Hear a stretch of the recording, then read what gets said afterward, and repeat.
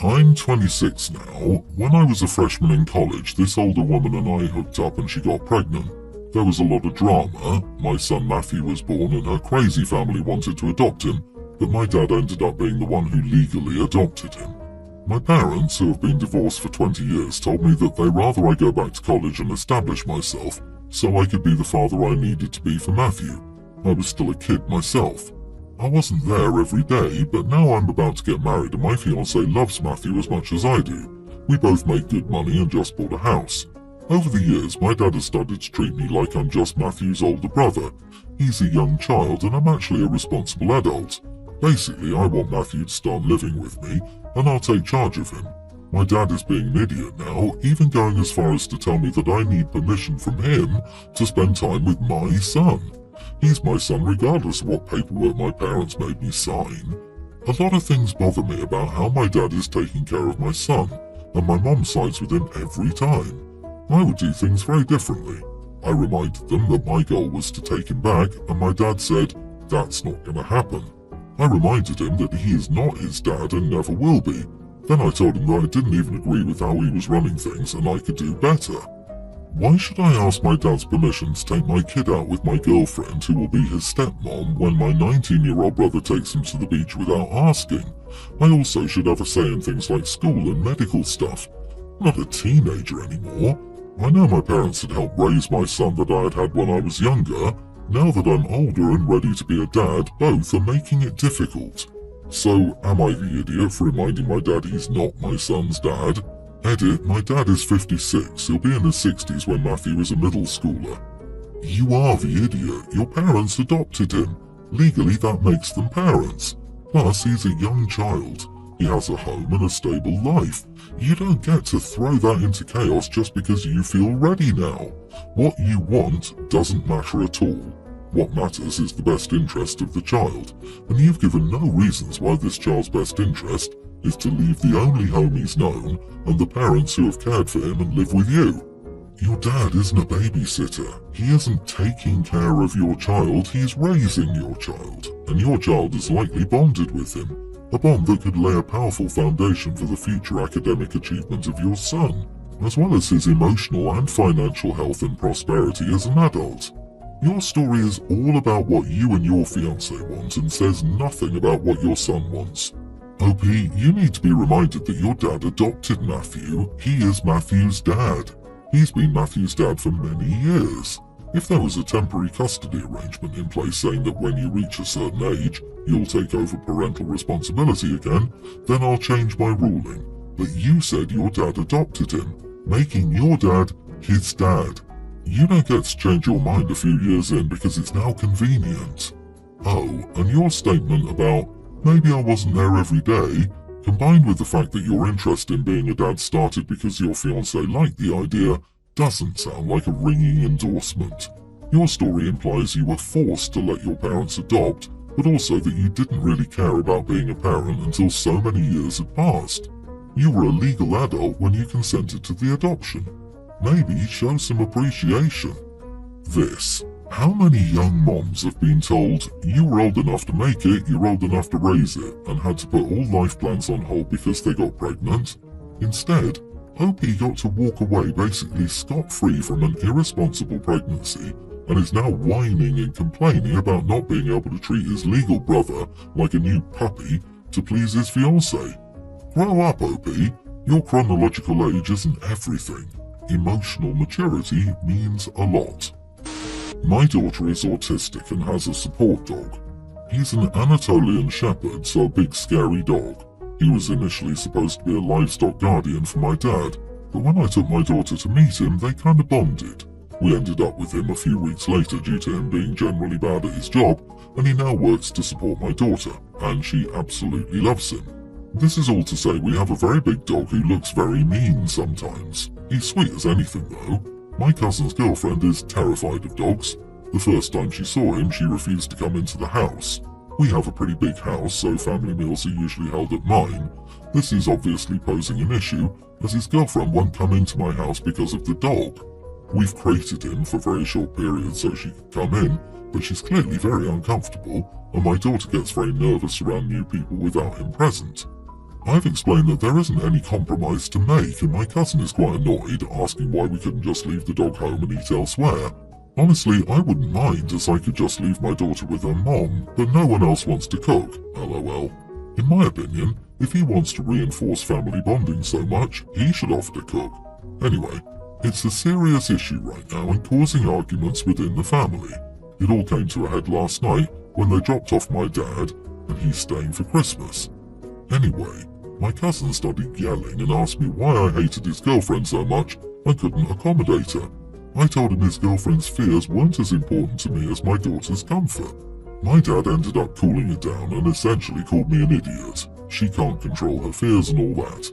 So, am I the idiot? I feel a little bad, but my daughter's comfort is more important. Not the idiot. Imagine coming into your home, eating your food, and expecting you to get rid of the dog that calms your daughter. It's funny how they can all complain, but none offer to open their home and bank account to change house. Ask him and your dad why they both hate your daughter, since they both like to open their entitled mouth to spew ridiculousness. The sheer audacity. Honestly, lol, I was like, who gave you the right? Your cousin's girlfriend can't control her fears? That's nice. Your autistic daughter can't control her fears and it's her damn house. Your cousin and dad both need to get over themselves before they stop getting invited for Christmas. Is this dog a certified support dog, or have you as the parent labelled him as a support dog and are just using the term? From what I understand, it's not a legit service dog. It wasn't prescribed by a doctor and never had any kind of official training. I would say you are the idiot for using a dog as a crutch for your kid instead of working on fixing her issues. It's not a real service dog, so she won't be able to take him everywhere, anytime, and sooner or later she'll be in a situation where her dog is not allowed or welcomed. Just like the current situation, you need to figure out with her doctor how to get over her insecurities without relying on an unreliable source of comfort. One thing my mom does that my wife hates is using the word witch in place of you in a sentence. Previously, I set a boundary that if my mom called either of us a witch, we would leave and not visit for X amount of time, but now that we live here, she laughs and tells me to please go, so my hands are quite literally tied. Well, tonight, my mom came down to go to a work Christmas party, and my mother-in-law, who was visiting, commented about how her outfit would get her fired. My mom said, "Witch, I'm the boss, no one can fire me." My wife gave me a look, but I just shrugged because I felt mother-in-law was rude. My wife spoke up and said that I was a coward and she was going to remind my mom of our boundary, and we were sick of how she used that word. My mom then looked at my wife and said, "Okay, I'll say something worse next time, dumb witch." I was in shock and yelled at her to shut the heck up and told her I hated her. She left for her party, and I thought it was over, but my wife and mother-in-law both began telling me how I needed to set consequences for my mom and how it shouldn't be so easy for her to insult my wife. I responded that we lost our right to set boundaries when we moved into her house. I don't like it either, but she owns our lives, and I'm not going to make a fool of myself and come off as some choosy beggar. I said for now, she really can say what she wants. Mother-in-law muttered something under her breath, and my wife began to scream at me. My wife is currently not speaking to me and says I can't come into her room tonight. She called me weak and told me to crawl in bed with my mom, which honestly hurt because my mom has multiple locks on her door as she doesn't trust us. So, am I the idiot for telling my wife I can't enforce boundaries with my mom? Not the idiot. At least you realise you're two broke adults with a child living with your mother, and your mother has made it abundantly clear if you don't like it, move out. If your wife wants boundaries, she needs to move out. And your wife can't tell anyone where they can go in a home she's squatting in because she's a broke damn adult with a child living with her mother-in-law. So let that sink in. You're two broke adults without many options. Your wife needs to understand she doesn't have squat or a window to throw it out of. She does not have the upper hand or moral high ground. This is a great summation of the situation. Mother-in-law doesn't want you there, but she didn't throw you out on the street. So shut up and be grateful you have a roof over your head. And adult up and get your act together so you can take care of yourselves in your own home. Then you get to set boundaries. Until then, suck it up if you want to continue to have a roof over your head. This exactly Just what boundaries does your wife want to be enforced? Like, what consequences is she going to make her mother-in-law face in her own home? Ask her what specifically she'd like and how exactly does she think she can get your mom to agree to what she wants. My grandmother used to say, when your hand is in the lion's mouth, you draw it out carefully. Your mom doesn't want you living there and your mother-in-law's husband said he'd divorce her if you moved in with them. What is wrong with you and your wife that no one wants you living with them? Everyone's the idiot here. I don't know how you ended up so broke that living with the most obnoxious, toxic witch I've heard of in a long time is your only alternative. Go find a damn family homeless shelter, a church outreach. Literally nearly anything would be better than staying in this hellhole you've brought your family to. Between all of you, I honestly fear for your child because I don't see how any baby can grow up sane in this collection. It's me, 38 male, my girlfriend Amber, 37, my daughter Tween and my ex-wife Cara, 38. We got married young and it wasn't a good marriage.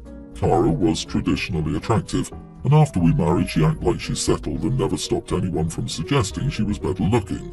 When our daughter was little, she didn't stop going out because her friends were single. Every weekend I was at home watching our kid. During this time I became friends with my daughter's teacher, Amber. She was previously divorced and became someone I confided with. She would constantly hype me up about myself. Then some of my friends saw Cara flirting with guys at a bar. I asked her about it. She says I was being jealous and should just be happy that she chose me.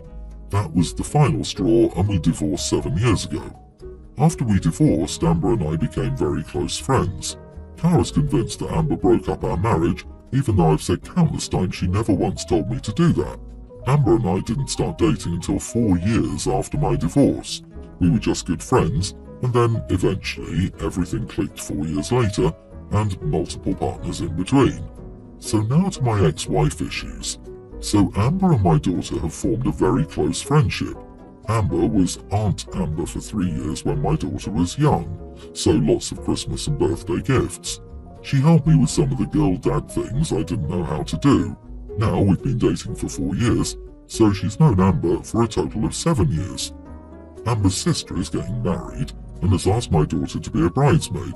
Part of being a bridesmaid is going to the bachelorette party, which is at a beach about 5 hours from where we live, so I have no problem with her going with Amber. They've spent time alone plenty of times and the woman is a teacher. I have no concerns. My ex-wife is blowing up about it, saying she doesn't trust the situation and it's against the rules of custody to allow her overnight without my supervision. I said that wasn't true, and if she wanted to make a big deal about it, then I'll go to the bachelorette party, rent a nearby hotel room, and say I was in the vicinity in case of emergency. My wife's sister isn't that wild of a person. I don't see this becoming out of hand. The other issue my ex has is a tattoo that will happen after the trip. My girlfriend wants a legacy tattoo, which is going to be a tree with her grandma's name, my mom's name, her sister's name, and then my daughter's name. It's like a family tattoo. We asked my daughter if she had any issues with it. She didn't and absolutely loved the idea of it. My ex-wife is telling my parents about it now, saying she is uncomfortable and I don't care. I said personally it doesn't bother me and it's not harming anyone, so I plan to allow for both. My ex is now dragging my name through the mud to our mutual friends about it. Am I the idiot? Everyone's the idiot here. Your ex sounds a bit unreasonable about many things, but a child being invited to an overnight bachelorette party isn't one of them. What group of adults wants a child at a bachelorette party? What's their plan for the party? What are the activities planned? Will they be eating and drinking? Who will be there? Does everyone know a child will be present? It's perfectly reasonable for your ex to demand answers to those questions, and you should be doing the same for yourself before letting her attend. Not the idiot. My bachelorette party entailed a kayaking outing, lunch at a historical pub, dinner at a fancy restaurant, and hanging out at a dueling pianos bar. We were back by 10:30. I know it's not your typical drunken bar crawl, but not all bachelorette weekends are centered around alcohol. Disagree. OP spent a lot of time giving us unnecessary backstory designed to make his ex look bad, but it was also very subjective. Do we really need to know that she was often told she was more attractive? I'm always extra suspicious when the OP pumps so much unrelated bias into the story. Everyone's the idiot here because there is more missing here. There also seems to be a disregard for the fact your girlfriend has no parental rights over your daughter. Still, you take into account her opinion, but refuse to take into consideration your daughter's mother's input.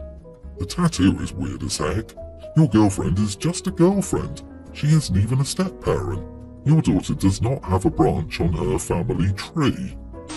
My husband usually wakes up early so he can work out daily. During our vacation, our son, a young toddler, was sleeping in the same bed as us, as he wouldn't sleep otherwise.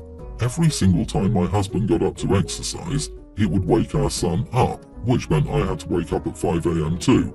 A lot of the time, our son would be in a bad mood from having been woken up early too, so it wasn't ideal. After the 4th day, I asked him to stop waking up early to exercise for the rest of our 2-week vacation. He told me he would be more careful not to wake our son up, but I told him our son would wake up as soon as he left the bed, so he had to stop. We argued over it, but he did eventually agree to stop reluctantly, even though it meant he couldn't exercise as much as he wanted to without missing time with his family, and it also meant he couldn't work out with his brother, which his brother wasn't happy about. Was I the idiot for making him stop? Not the idiot. Your husband's desire to spend time with his brother is understandable, but if he lives with light sleepers, that's just how it is. Sometimes you gotta make sacrifices. Your wanting to not be woken up at some off hour of the early morning is a completely reasonable request. Let the brothers share a room if they want to get up that early. You are the idiot. Why is the toddler sleeping in the parents' bed? The amount of helicopter parents nowadays is freaking ridiculous. Just put the kid to bed somewhere else. Why are they indulging in this behavior anyways? If the kid doesn't sleep in their bed at home, you shouldn't be doing it on vacation. I don't get the response, why is your child in your bed? Neither of my 2 kids at that age would sleep without us in the bed with them if we were in an unfamiliar place. They've slept in their own bed since the day they came home from the hospital. I, a fully grown adult, can't sleep well in an unfamiliar place. You're not the idiot, OP. You wake the baby, they're yours to handle now. Your husband can find another time during the day to work out if it's that important to him.